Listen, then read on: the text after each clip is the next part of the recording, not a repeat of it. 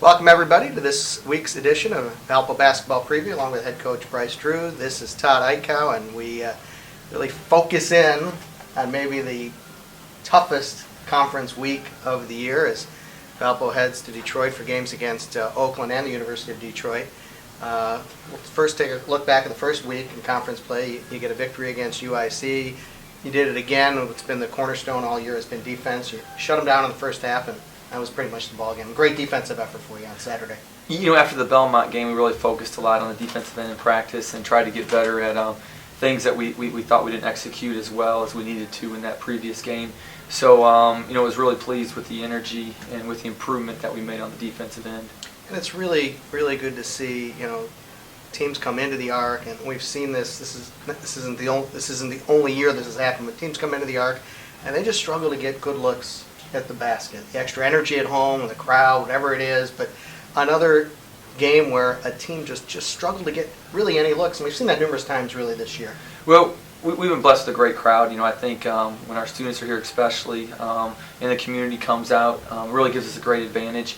UIC did lose their second leading scorer right before the game, right, which definitely helped our defense. But overall, again, I thought our defense took a step up from that Belmont game to the UIC game.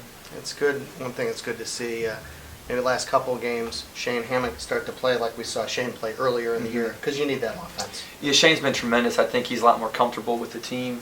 I think our team is knowing where he is now, and he's blending in very, very well.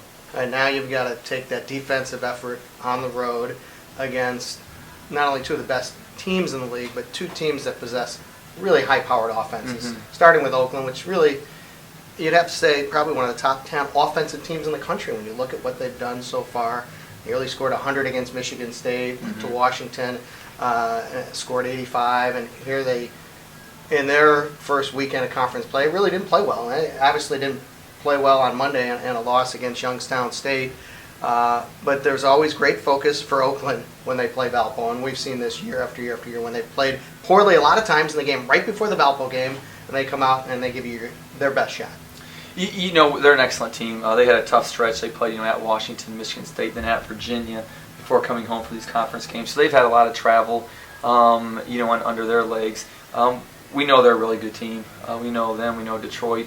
They're both excellent teams. Like you said, score the ball very, very well. And at home, they only have one loss combined between two of them, and so they're very good on their home court. And obviously, Oakland is led by one of the nation's premier guards. He's not one of the best players in the league. He's one of the best players in the country, and Khalil Felder. His numbers right now are probably better than any guard in the country.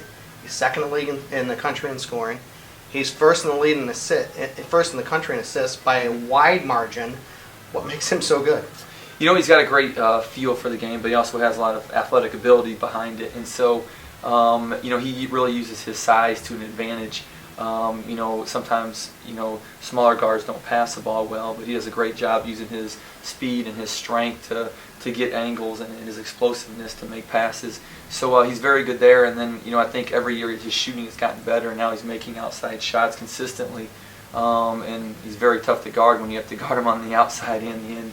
So just a very good player. He's not your prototypical NBA player from a size standpoint, but he's got NBA ability. You think he's an NBA player? The numbers he's putting up now, he's playing. I would definitely could see him on a roster. There's other players in the league. Isaiah Thomas comes to mind. That's done very, very well. There's no reason why Felder can't do the same thing Isaiah Thomas is doing. All right, then you look to Sunday, and you've got a Detroit team. Now that they got Paris Bass back, talk about how good Felder has been. Bass, since coming back, has been great. He's averaging over 18 a game.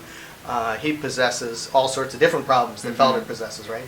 6'9", plays like a guard, can score. He scores on the inside. Also, if you put a slower guy on him, he'll make threes on the outside. So just a great talent, and he's also surrounded by a lot of guys who can make shots and really score the ball.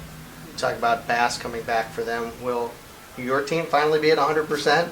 This weekend? We'll see what happens with Victor. Obviously he still has a big splint on his wrist. He's starting to do some conditioning, get back in shape. We'll have to see what his status is as we get closer to the game. Okay, good luck this weekend. Thanks, Todd.